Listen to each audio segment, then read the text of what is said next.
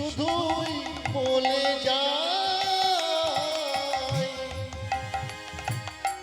জনম জনম এই হরি নাম আমি যেন গাই। যেদিন আমি থাকিব নয়ন যাব বহু দূরে, যেদিন আমি থাকিব নয়ন যাব বহু দূরে, তোমরা সাজের প্রদীপ জ্বালিয়ে দিও কৃষ্ণ নামের মাঝে।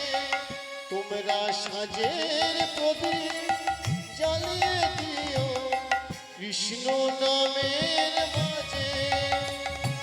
যার বেলা একটি কথা শুধুই বলে যায় জনম জনম শ্রী গুরু নিতাই গৌর কৃষ্ণ প্রেমানন্দে হরি হরি হরি হরি হরি হরি। যেদিন আমি থাকব নয়ন যাব বহু দূরে, যেদিন আমি থাকব নয়ন যাব বহু দূরে, তোমরা সাজের প্রদীপ জ্বালিয়ে দিও কৃষ্ণ নামের মাঝে। তোমরা সাজের প্রদীপ জ্বালিয়ে দিও কৃষ্ণ নামের সুরে।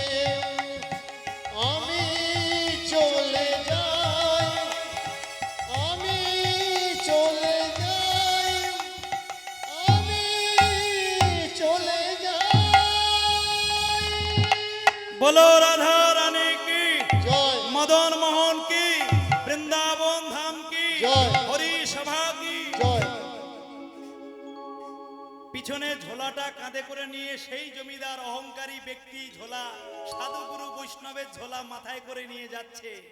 আর আগে আগে চলেছেন সেই মদন ভাগবত পাঠক, যে কিনা নিজের ঘরে একদিন লেবারিগিরি করেছে, চাকর ছিল, ঘর ঝাড়ু দিত, ঘর মুছতো। তখন তার পূর্বের কথাটা যাওয়ার কালে একটু ধাক্কা দিয়ে যেতে চাইলো। মানুষটাকে যদি সঠিক পথে আনা যায়, ভাব না জেনে ভবকূপে ডুবিস না রে দিন কানা, কত মহাভাবের মানুষ আছে তার কাছে নে ঠিকানা। চলার পথে বর্তমানে হাত ধরে সে নিয়ে যায়, পথ হারালে পথিক জনার কৃপা করে পথ দেখায়। সাধুগুরু বৈষ্ণবের যেটা কাজ, অভক্তকে ভক্তির পথে তাকে আনা। তাই তিনি আজ বলছে, আগে আগে হেঁটে যাচ্ছে আর পিছনে বাবাজিকে বলছে, জমিদার মশাই তুমি আমায় চিনতে পেরেছো? জমিদার মশাই আপনি আমায় চিনতে পারেননি? বলছে, কে তুমি? তুমি বৃন্দাবনের একজন ভাগবত পাঠক তো? তুমি বৃন্দাবনের ভাগবত পাঠক মদন মোহন ব্রহ্মচারী, আপনার নাম আমি দেখেছি কাগজে, আমি তো এই শুনলাম। বলছে, আপনি আমায় চিনতে পারেননি, কিন্তু আমি আপনায় চিনতে পেরেছি। আমি আপনার নুন খেয়েছি, আপনার ঘরে একদিন অন্ন সেবা করেছি, আমি কি ভুলে যেতে পারি? বলছে, সে কি গো?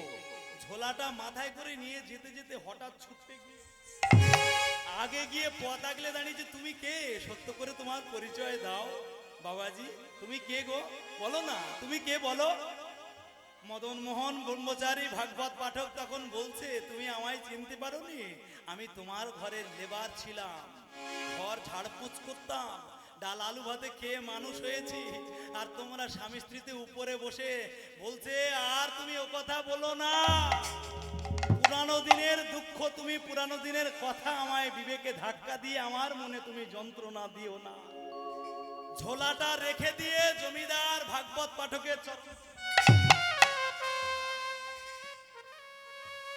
আমি বড় অপরাধ করেছি, আমি বড় ভুল করেছি।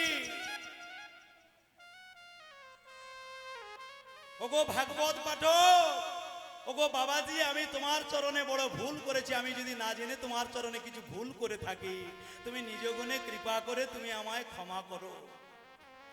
বয়স্ক মানুষটা যে কিনা একদিন জমিদার ছিল, তার সব অহংকার দূর হয়ে গিয়ে যখন বৈষ্ণব বাবাজির চরণতলে যখন লুটিয়ে পড়েছে ধুলার উপরে, আত্ম অহংকার সব চলে গেছে মুছে দিয়ে। তখন বৈষ্ণব বাবাজি তার তাড়াতাড়ি করে ধরে বক্ষে জড়িয়ে ধরে বলছে, ওগো এতে তোমার কোনো দোষ নেই। প্রতিটি মানুষের মনে অহংকার হয়, ভুল করে, মানুষই ভুল করে, আবার কোনো না কোনো মানুষ তার তো ভুলের সংশোধন করেন। আমাকে ভগবান নিজ গুণে কৃপা করে তোমাকে সঠিক পথ দেখানোর জন্য তিনি আমায় তো পাঠিয়েছেন, নইলে কি আমি এতদিন পরে তোমার ঘরে ফিরে আসতাম? ভাবিয়া করিও কাজ, করিয়া ভাবিও না। তুমি আজ ক্ষমতাশালী ব্যক্তি হয়েছো, তুমি নেতাচোতা হয়েছো, জমিদার হয়েছো, তুমি আজকের এই মহান ব্যক্তি হয়েছো, 10 জনের একজন হয়েছো, তা বলে তুমি ভেবো না সুন্দরবনের বাঘ হলেও একদিন বাঘ বয়স হবে, বাঘেরও মৃত্যু হবে। বাঘ হয়েছে বলে তোমায় ভুলে গেলে হবে না যে বাঘের মৃত্যু নেই। মহাজন বলছে, অবতারের সার গোড়ায় অবতার, কেননা চিনিলি তারে ভজিলি তারে। তাই আজকের বৈষ্ণব বাবাজি হয়ে তিনি নিজের চোখে আঙুল দিয়ে তার অপরাধ ক্ষমা করে নিজ গুণে কৃপা করে আজ এসেছেন। জমিদারকে নিজে আলিঙ্গন দিয়েছেন, ভালোবাসার দ্বারা তিনি পথ দেখিয়ে দিয়ে গেল। বাবা, যতদিন বেঁচে আছো এই সংসার তোমার নয়, এই সংসার ছেলে স্ত্রী পুত্র পরিজন কেউ কারণ নয়। যদি তোমার জীবনে একবার ইচ্ছা হয় আমার, তুমি আশ্রমে বৃন্দাবনে তুমি চলে যাবে, গিয়ে সেখানে তুমি যতদিন থাকবে, তুমি বার্ধক্য দশায় তোমার জীবনের যতদিন তুমি কাটাতে চাইবে, সেখানে তুমি আমার আশ্রমে খাবে দাবে সুখ স্বাচ্ছন্দ্যে থাকবে।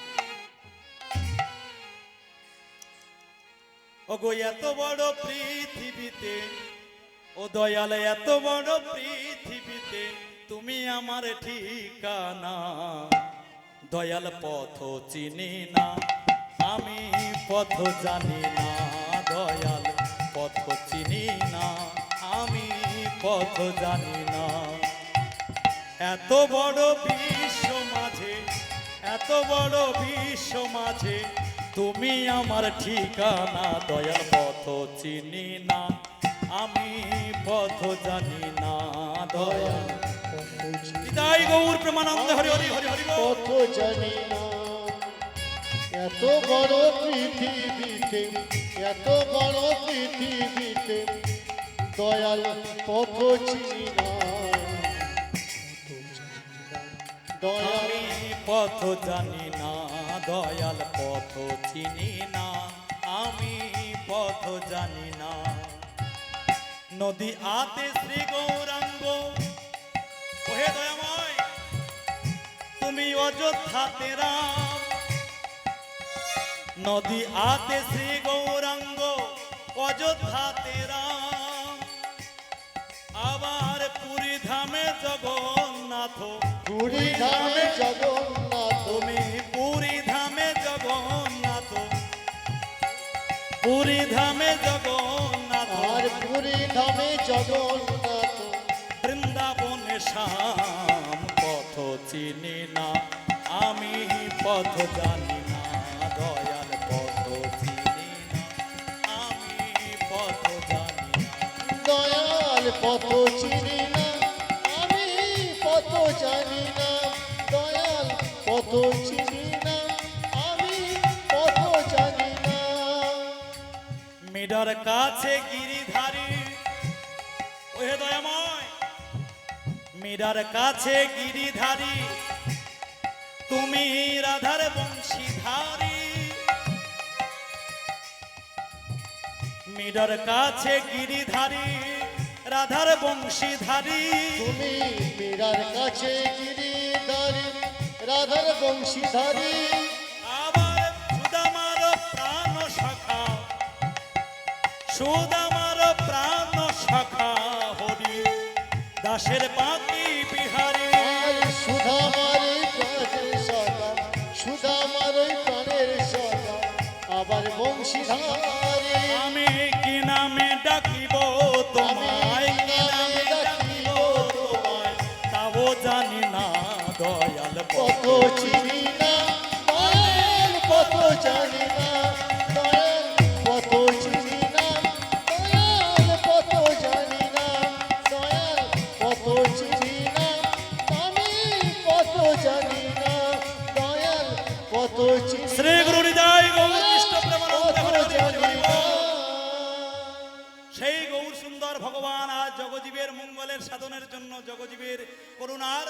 পাত্র হয়ে তিনি নামের ডালি নিয়ে আজ নদিয়ার মাটিতে 1407 শতাব্দীর ফাল্গুনী পূর্ণিমা তিথিতে শনিবার রাত্রি 8:56 জগন্নাথ মিশ্রের ঘর আলো করে সচিমায়ের গর্ভ সিন্ধু মাঝে তিনি উদয় হয়েছে।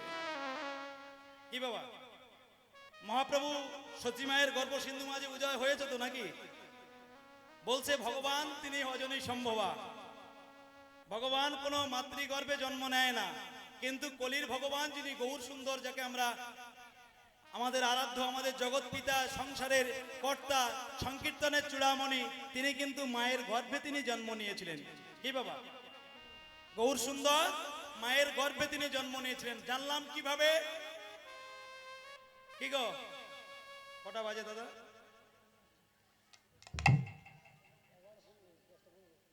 আমরা জানলাম কিভাবে গৌর সুন্দর যে মায়ের গর্ভে জন্ম নিয়েছে? আমরা মানবো কেন? কি অনেকে বলবে ভগবান তো তিনি অজনী সম্ভবা, তিনি মায়ের গর্ভে জন্ম নেয়, কিন্তু না, বারে বারে এসেছেন, তবে তিনি নররূপে নরাকারে মানুষ হয়ে তিনি ভব সংসারের মাঝে তিনি আসতে চেয়েছেন, নিজ গুণে কৃপা করে তিনি এসেছেন। যখন জগন্নাথ মিশ্র সচি গৌর সুন্দরের বাবা, যেদিন জগন্নাথ মিশ্র, যেদিন তিনি বাংলাদেশ থেকে নদিয়ার বুকে চলে এলেন লেখাপড়া শেখার জন্য, শিক্ষা গ্রহণের জন্য, তিনি যখন নদিয়ায় চলে এসেছিলেন,